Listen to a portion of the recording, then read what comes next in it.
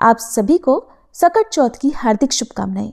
सकट चौथ, जिसे माघी चौथ भी कहते हैं, जो कि माघ मास के कृष्ण पक्ष की संकष्टी चतुर्थी के दिन रखा जाता है, ये व्रत सभी माताओं बहनों के लिए बहुत ही खास होता है, क्योंकि इस दिन माताएं अपनी संतान की दीर्घायु के लिए, उनकी रक्षा, उनके उज्जवल भविष्य के लिए निर्जला और निराहार व्रत रखती हैं।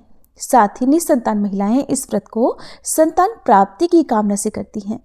इस व्रत में जितना आवश्यक, जितना अनिवार्य पूजा करना होता है, उससे भी ज़्यादा जरूरी होता है व्रत की कथा सुनना। तो प्रिय श्रोताओं, आज की इस वीडियो में मैं आपको सकट चौथ के व्रत में हर घर में सुनी और सुनाई जाने वाली कथा सुनाऊंगी। ये कथा बहुत ही महत्वपूर्ण है। आप सभी से अनुरोध है, कथा को पूरा जरूर सुनिएगा, बीच में अधूरा मत छोड़िएगा।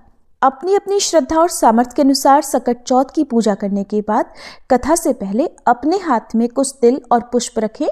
कथा समाप्ति के बाद इन तिल और पुष्प को जल के लोटे में डालकर चंद्र देवता को जल का अर्घ देना चाहिए, तभी कथा श्रवण का पूरा पुण्य प्राप्त होता है। एक समय की बात है कि श्री विष्णु भगवान का विवाह देवी लक्ष्मी जी के साथ निश्चित हो गया। विवाह की तैयारियां होने लगी। सभी देवताओं को निमंत्रण भेजे गए, परंतु गणेश जी को अलग से निमंत्रण नहीं दिया। कारण जो भी रहा हो, अब भगवान विष्णु की बारात जाने का समय आ गया। सभी देवतागण अपनी अपनी पत्नियों के साथ विवाह समारोह में आए।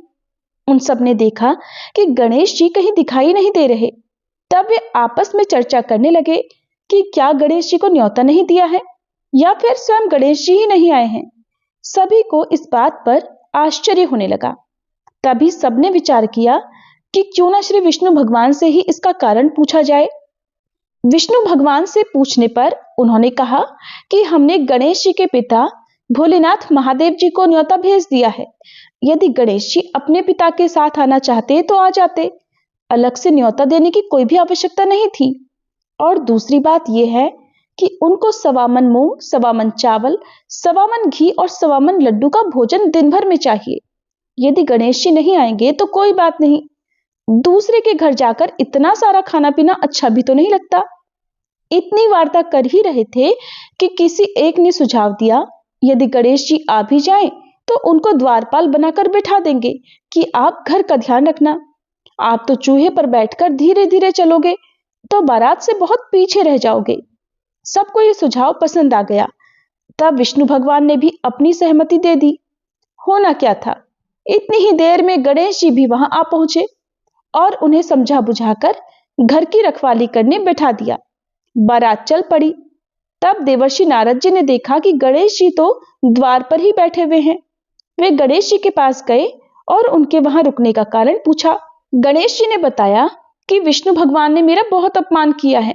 नारद जी ने कहा, आप अपनी मूषक सेना को आगे भेज दें तो वह रास्ता खोद देगी, जिससे उनके वाहन धरती में धंस जाएंगे। तब तो उन्हें आपको सम्मान पूर्वक बुलाना ही पड़ेगा। अब तो गणेश जी ने अपनी मूषक सेना जल्दी से आगे भेज दी और सेना ने जमीन पोली कर दी। उधर जब बारात वहां से निकली तो रथों के पहिए धरती में धंस गए। सब लाख कोशिश करें परंतु पहिए ना निकले। सभी ने अपने अपने उपाय कर लिए, किंतु पहिए तो नहीं निकले, बल्कि जगह जगह से टूट और गए। किसी के समझ में नहीं आ रहा था कि अब क्या किया जाए। तभी देवर्षि नारद जी वहां पहुंचकर कहने लगे, आप लोगों ने गणेश जी का अपमान करके अच्छा नहीं किया। यदि उन्हें मनाकर लाया जाए तो आपका कार्य सिद्ध हो सकता है और ये संकट भी टल सकता है। तब भगवान शंकर ने अपने दूत नंदी को भेजा और वे गणेश जी को लिवा कर लाए। फिर गणेश जी का आदर सम्मान के साथ पूजन किया। तब कहीं रथ के पहिए निकले। अब रथ के पहिए तो निकल गए, परंतु वे टूट फूट गए। उन्हें सुधारे कौन? पास के ही खेत में एक खाती काम कर रहा था, उसे बुलाया गया। खाती अपना काम करने से पहले श्री गणेशाय नमः कहकर गणेश जी की वंदना मन ही मन करने लगा। देखते ही देखते खाती ने सभी पहियों को ठीक कर दिया। तब खाती कहने लगा कि हे देवताओं, आपने सर्वप्रथम गणेश जी को नहीं मनाया होगा और न ही उनकी पूजा की होगी, इसीलिए तो आपके ऊपर ये संकट आया है। हम तो मूर्ख अज्ञानी हैं, फिर भी पहले गणेश जी को पूजते हैं, उनका ध्यान करते हैं। आप लोग तो देवतागण हैं, फिर भी आप गणेश जी को कैसे भूल गए? अब आप लोग भगवान श्री गणेश जी की जय बोलकर जाएं, तो आपके सब काम बन जाएंगे और संकट भी नहीं आएगा। ऐसा कहते हुए बारात वहां से चल दी और श्री विष्णु भगवान जी का देवी लक्ष्मी जी के साथ विवाह संपन्न कराकर सभी सकुशल घर लौट आए। हे गणेश जी महाराज, आपने श्री विष्णु का जैसे कार्य सिद्ध किया वैसे ही कार्य सबको सिद्ध करना। सभी प्रेम से बोलिए विघ्नहर्ता भगवान गणेश जी की जय। अब सुनिए सकट चौथ के दिन सुनी जाने वाली प्रमुख कथा।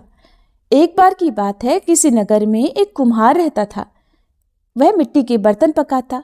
एक बार जब उसने बर्तन बनाकर आंवा लगाया तो आंवा नहीं पका। हार कर वह राजा के पास जाकर प्रार्थना करने लगा कि महाराज, पता नहीं क्या बात है, आंवा पक ही नहीं रहा। राजा ने पुरोहितों को बुलवाकर इसका कारण पूछा तो राज पंडित ने कहा कि हर बार आंवा लगाते समय एक बच्चे की बलि देने से आंवा पक जाएगा। अब तो राजा का आदेश हो गया। बलि आरंभ हुई। जिस परिवार की बारी होती वो परिवार अपने बच्चों में से एक बच्चा बलि के लिए भेज देता। इस तरह कुछ दिनों के बाद सकट चौथ के दिन एक बूढ़ी माई के इकलौते लड़के की बारी आई।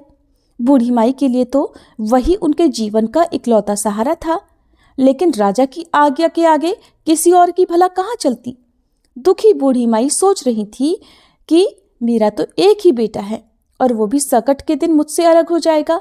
बूढ़ी माई के दुख का कोई अंत ही नहीं था, लेकिन बूढ़ी माई ने धैर्य रखा और उन्होंने अपने बेटे को सकट की सुपारी और दूब का बीड़ा देकर कहा कि बेटा, भगवान का नाम लेकर आंवा में बैठ जाना, सकटा माता तुम्हारी रक्षा करेंगी। सकट का दिन था। बूढ़ी माई ने व्रत रखा था। इधर कुम्हार के घर पर बालक को मिट्टी के बर्तनों के साथ आंवा में डाल दिया। सकट चौथ का दिन था। बूढ़ी माई लगातार गणेश भगवान और सकटा माता से अपने बच्चे की सुरक्षा के लिए प्रार्थना कर रही थी, उसकी लंबी उम्र के लिए कामना कर रही थी। इधर चमत्कार हुआ।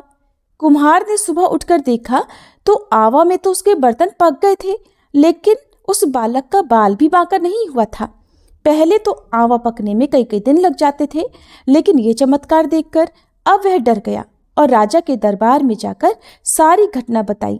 इसके बाद राजा ने उस बालक और बूढ़ी माँ को बुलवाया तो माँ ने सभी तरह के विघ्नों को दूर करने वाली संकष्टी चतुर्थी का वर्णन किया।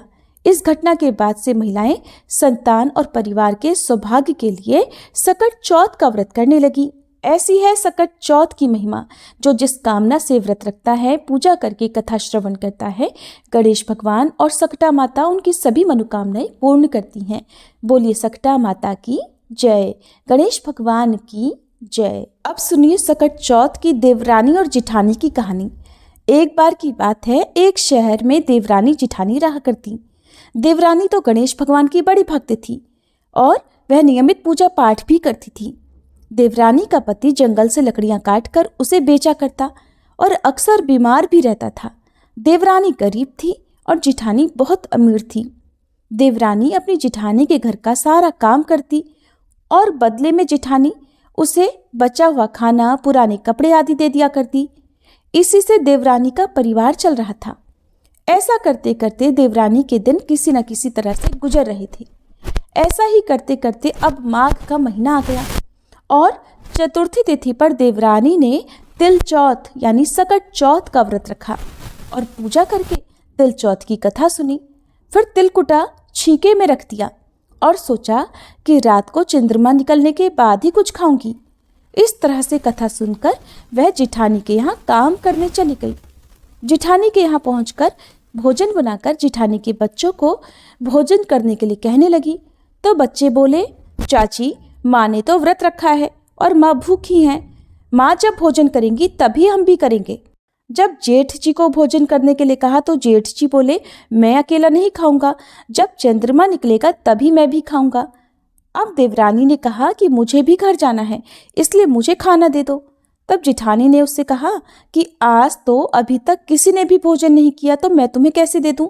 तुम सवेरे ही बचा हुआ खाना ले जाना।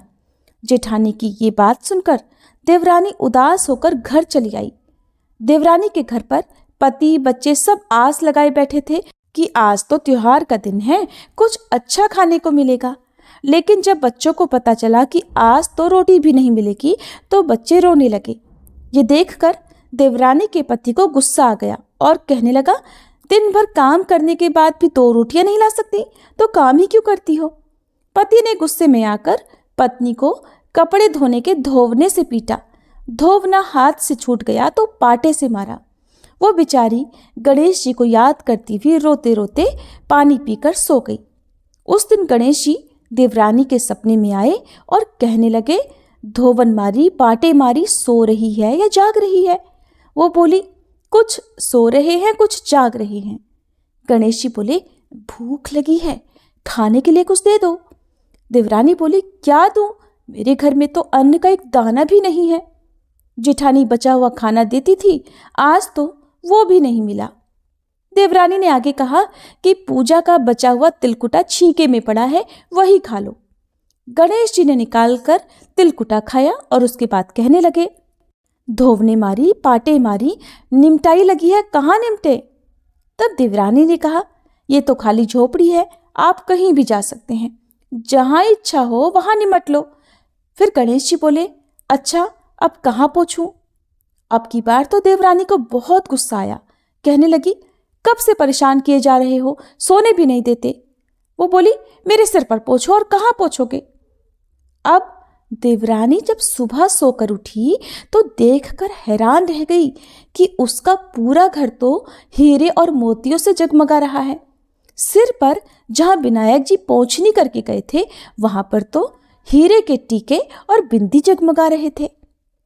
अब देवरानी जिठानी के यहाँ काम करने नहीं गई। जिठानी ने कुछ देर तक तो उसका इंतजार किया, फिर बच्चों को देवरानी को बुलाने भेज दिया। जिठानी ने सोचा कल खाना नहीं दिया था, इसलिए शायद देवरानी बुरा मान गई होगी। बच्चे बुलाने गए और बोले, चाची चलो, माँ ने बुलाया है। दुनिया में चाहे कोई मौका चूक जाए, पर देवरानी जिठानी आपस में कहने का कोई मौका नहीं छोड़ती। देवरानी कहने लगी, बेटा बहुत दिन तेरी माँ के यहाँ काम कर लिया, अब तुम अपनी माँ को ही मेरे यहाँ काम करने भेज दो। बच्चों ने घर जाकर माँ से कहा, माँ, चाची का पूरा घर तो हीरे और मोतियों से जगमगा उठा है। जिठानी को विश्वास नहीं हुआ, दौड़कर झट देवरानी के घर पहुंची। देखकर हैरान रह गई और पूछा, ये सब कैसे हो गया? तब देवरानी ने जेठानी को रात में हुई सारी घटना बताई, जो कुछ भी उसके साथ हुआ था। एक एक बात सच सच बता दी, क्योंकि वह दिल की बहुत सच्ची थी। अब तो घर लौटकर जेठानी ने कुछ सोचा और अपने पति से कहने लगी, सुनिए, आज आप मुझे धोवने और पाटे से मारो। उसका पति बोला, अरे भलमानस, मैंने तो कभी तुम पर हाथ तक नहीं उठाया, मैं भला तुम्हें धोवने और पाटे से कैसे मार सकता हूं? पर वो नहीं मानी और जिद करने लगी। आखिरकार मजबूर होकर पति को उसे मारना पड़ा। मार खाने के बाद उसने ढेर सारा घी डालकर चूरमा बनाया और छींके में रखकर सो गई। रात को विनायक जी जेठानी के सपने में भी आए और कहने लगे कि भूख लगी है, मैं क्या खाऊं? जेठानी बोली, हे भगवान गणेश, आपने तो मेरी देवरानी के घर पर एक चुटकी सूखा तिलकुट खाया था, मैंने तो झड़ते घी का चूरमा बनाया है और आपके लिए छींके में रखा है, साथ साथ फल और मेवे भी रखे हैं, जो आपकी इच्छा हो खा लो। गणेश जी बोले, खा लिया, अब बताओ निपटे कहाँ? जेठानी बोली, उसके यहाँ तो टूटी हुई झोपड़ी थी, मेरे यहाँ तो बहुत अच्छा महल है, जहाँ चाहो निबट सकते हो। तो गणेश जी ने पूछा, अच्छा अब बताओ पोंछू कहाँ? वो बोली, मेरे माथे पर बड़ी सी बिंदी लगाकर पोंछ लो। धन की भूखी लालची जेठानी रात भर खुशी से फूली नहीं समा रही थी। सोच रही थी कि सुबह जब वह उठेगी तो पूरा घर उसे हीरे मोती सोने जवाहरात चांदी से भरा मिलेगा। सोचते हुए वह सुबह जल्दी उठ गई, लेकिन ये क्या, उसने देखा तो हैरान रह गई कि उसका पूरा घर गंदगी और बदबू से भरा हुआ था और वहीं उसके सिर पर भी बहुत सी गंदगी लगी हुई थी। ये सब देखकर जेठानी ने अपना माथा पीट लिया और कहने लगी, हे गणेश जी महाराज, ये आपने क्या किया? मुझसे रूठे और देवरानी पर टूटे। अब जेठानी ने घर साफ करने की बहुत कोशिश की, परंतु गंदगी तो और ज्यादा फैलती गई। जेठानी के पति को मालूम हुआ तो वो भी बहुत गुस्सा हुआ और फिर बोला, तेरे पास तो इतना सब कुछ था, फिर भी तेरा मन नहीं भरा? परेशान होकर जेठानी चौथ के विनायक जी से मदद की विनती करने लगी। बोली, हे गणपति, मुझसे बड़ी भूल हुई, मुझे क्षमा करो। विनायक जी ने कहा, देवरानी से जलन के कारण जो तूने किया है ना, ये उसी का फल तुझे मिला है। अब तू अपने धन में से आधा उसे देगी, तभी ये साफ होगा। गणेश जी के कहने पर उसने आधा धन तो बांट लिया, लेकिन मोहरों की एक हांडी चूल्हे के नीचे गाड़ कर रख दी। उसने सोचा किसी को पता नहीं चलेगा, और उसने उस धन को नहीं बांटा। गणेश भगवान तो सब कुछ जानते हैं। जेठानी ने अब गणेश भगवान से कहा, हे चौथ विनायक जी, अब तो अपना ये बिखराव समेट लो।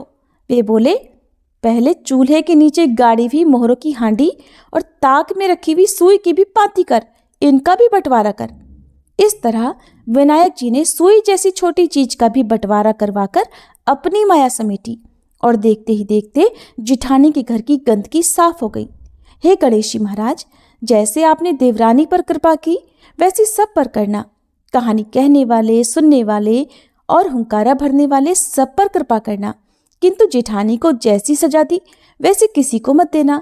बोलिए गणेश जी महाराज की जय।